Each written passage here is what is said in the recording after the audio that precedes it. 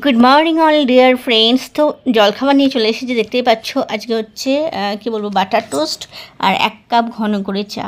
তো জলখাবার খাওয়ার পর যেটা আমরা সাধারণত করে থাকি, ওইটুকুই একটু রেস্ট পাই। সকাল থেকে ওঠার পর এত রুটিন মাফিক কাজ থাকে, জলখাবারটা খেতে বসে একটু ফোনটা ঘাটাঘাটি করতে করতে আবার রান্নাঘরে হাজির। তো এখানে আজকের বাজার চলে এসেছে, আর এগুলোকে চটপট ধুয়ে রেখে দিই, কারণ আজকে এই মাছগুলো হবে না, হবে অন্য মাছ। কি হোয়াটসঅ্যাপে এসছে মেসেজ?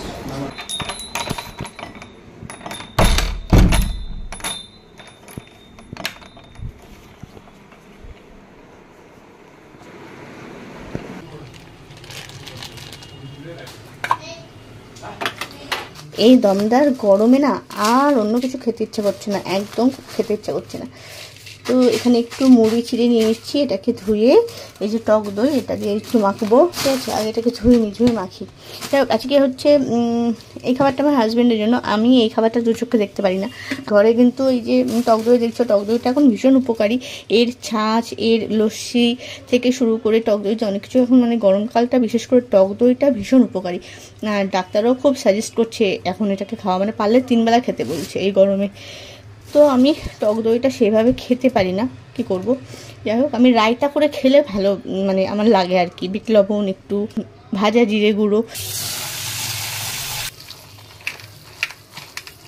যাই হোক, এখন এটাকে তাড়াতাড়ি করে মাখি।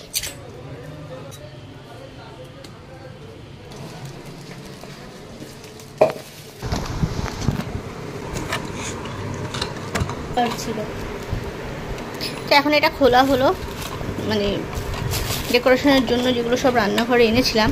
তো রান্নাঘরের অন্যান্য জিনিসের মধ্যে এটা নয়, এটা হচ্ছে রান্নাঘরের পাশেই থাকবে, ওই বেসিনের পাশে। এটা হচ্ছে হ্যান্ড ওয়াশ ডিসপেন্সার, ঠিক আছে। তো এই জিনিসটা অর্ডার করিয়েছি অ্যামাজন থেকে। আর এখান দিয়ে হচ্ছে লিকুইডটা ঢালতে হবে, মানে হ্যান্ড ওয়াশ মানে এখান দিয়ে রিফিল করতে হবে। লক সিস্টেম, দেখা যাবে যে কতটা নামছে, কতটা শেষ হয়েছে, কতটা আছে। আর এই যে বাটন, ঠিক আছে। তো আমার ওয়ালের কালার, মানে টাইলসগুলো যেহেতু পিঙ্ক আর হোয়াইটের মধ্যে, সেজন্য আমি এই হোয়াইটটাই নিলাম। আর তাছাড়াও গোল্ডেন কালার ছিল, ব্ল্যাক কালার ছিল, ঠিক আছে। প্রথমে ব্ল্যাকটা কিন্তু এই কটা, কপার কালারও ছিল, অনেক কটা কালার আছে, স্টিলও আছে দেখছি। তো আমরা অ্যাভেলেবেল এত পাইনি।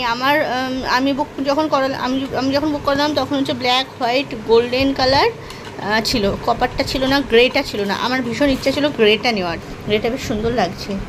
আর গোল্ডেন কালারটাও ভালো লাগছে, কিন্তু আমার ওই টাইলসের সাথে না গোল্ডেন কালারটা ভালো লাগতো না, যেহেতু বললাম সাদার মধ্যে পিঙ্কের কাজ করা ফ্লাওয়ার বেসের আর কি টাইলসটা। তো এটা খুব একটা ভালো লাগতো না। এটা তাও বা ম্যাচ করতো, কারণ পিঙ্কের সাথে পাতাগুলো একটু গ্রে কালার আছে, ম্যাচ করতো। আদারওয়াইজ এগুলো আর কিছু ম্যাচ করতো না, ঠিক আছে। ব্ল্যাকটা তো ভীষণ সুন্দর, কিন্তু ব্ল্যাকটা একেবারেই যেত না। তো সব মিলিয়ে এই হোয়াইটটাই বুক করলাম।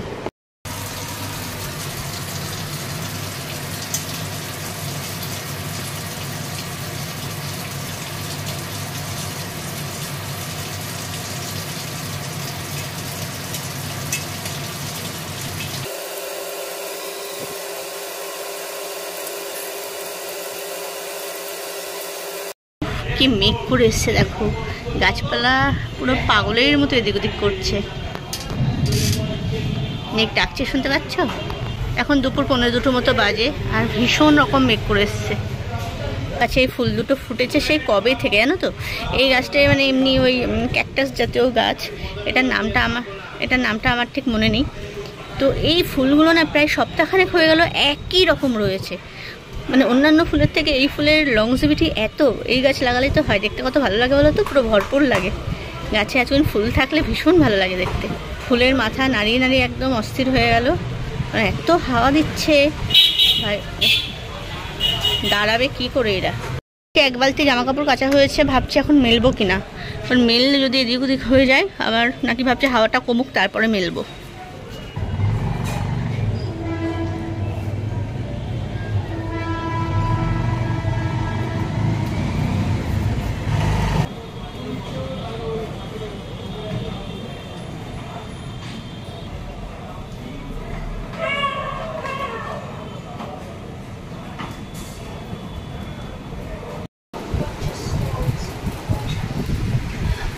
মধ্যে আর একটা বড়সড় পার্সেল চলে আসলো। বড়সড় জিনিস আছে, কি আছে এটাও কিচেন পারপাসে, তো দেখাবো পরে, ঠিক আছে থাকলো এখানে। আলু বেগুনের কালো জিরে দিয়ে যে ইলিশ মাছের হালকা পাতলা ঝোলটা হয় সেইটাই করেছি। দেখো রান্নাবান্না অনেকক্ষণ আগেই হয়ে গেছে। এখানে মুগের ডালটা একটু গরম করে নিচ্ছি, এটা গতকাল রাত্রিবেলায় করেছিলাম, হয়ে গেছিলো।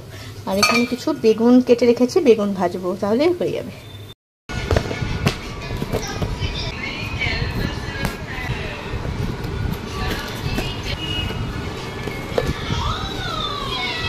যাই হোক, এবার বসে পড়েছি আর একটা পার্সেল ওপেন করতে। তো তোমাদের বলেছিলাম বড় সড়ো একটা কিছু পার্সেল এসেছে। হ্যাঁ, এটা অনেকটাই বড় সড়ো, কারণ দেখো এই 1 লিটারের জারগুলো নিয়েছি, আর এগুলো অনেকটা লম্বা, কিন্তু খুব একটা ওয়েটের আর খুব একটা হেভি কিছু নয়।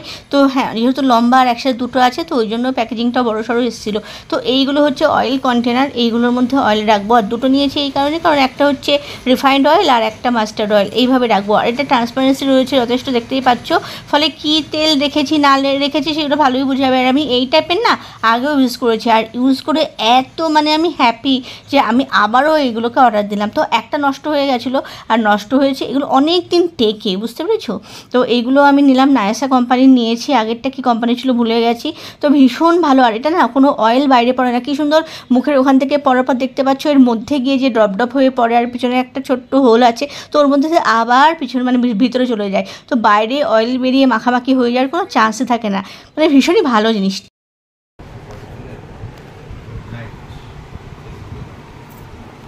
কোথায় পাঠাবো? ফেসবুকে।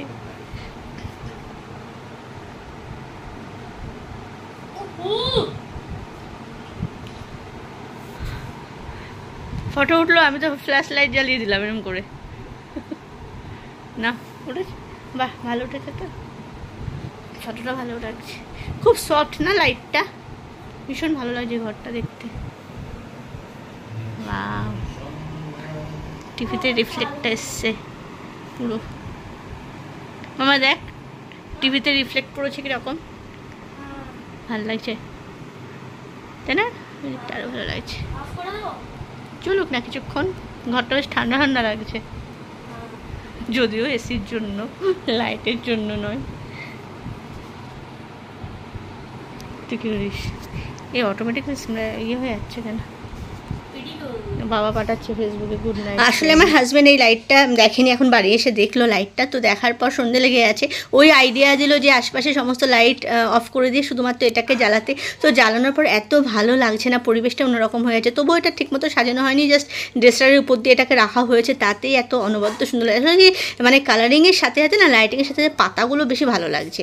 এটা মানে আগের ভিডিওতে আমি এই ইয়েটাকে মানে লাইটটাকে দেখেছিলাম। যাই হোক, এখানে দেখছো একটা ঝাঁপির মধ্যে বিড়াল ছানা আছে। তো এই বিড়াল ছানাটাকে রেস্কিউ করা হয়েছে আমাদের ঠিক বাড়ির সামনে থেকে। তো এই বিড়ালের বাচ্চাটার মা পাওয়া যাচ্ছে না, আর একে কেউ রাখতে চাইছিল না। ভীষণ রকম বৃষ্টি আসছিলো, আমাদের ছেলেদের দেখে ভীষণ মন খারাপ হয়ে গেছিলো। কি করব, একমাত্র মানে ওইটা ভেবে যে হ্যাঁ এইটুকু বাচ্চা একদম সবে হাঁটতে শিখেছে, যাবেটা কোথায় যদি আমরা মানুষরা হয়ে এদের একটু না হেল্প করি। তো বাচ্চাটাকে তুলে এনেছি, দেখো একদমই খুদে, মানে ঠিকমতো খেতেও শেখেনি। তো ওকে ড্রপার করে করে আর কি দুধ খাওয়ানো হচ্ছে। মানে সকালের দিকে এসেছিলো 11টা সাড়ে 11টা, এখন সন্ধে হয়ে গেছে। তো 3-4 বার দুধ খাইয়েছি, সেটাও খেতে পারছে না, এতটাই ছোট। তো আশেপাশে বাড়িরই কোনো বাচ্চা হবে হয়তো বিড়ালের বাচ্চাটা, তো খোঁজ খবর নেওয়া হচ্ছে। কেউ যদি বলে যে হ্যাঁ আমাদের বাড়িতে হয়েছে বিড়ালের ছানাটা, তবে ওদের হাতে তুলে দেওয়া হবে, না হলে আপাতত থাক আমার হেফাজতেই। তো দেখভাল চলছে, এরকম একটা ঝাঁপির মধ্যে রেখেছি যাতে বারবার বেরিয়ে নেওয়া যেতে পারে। এত ছোট তো চোখে পড়ছে না কোথা দিয়ে যাচ্ছে।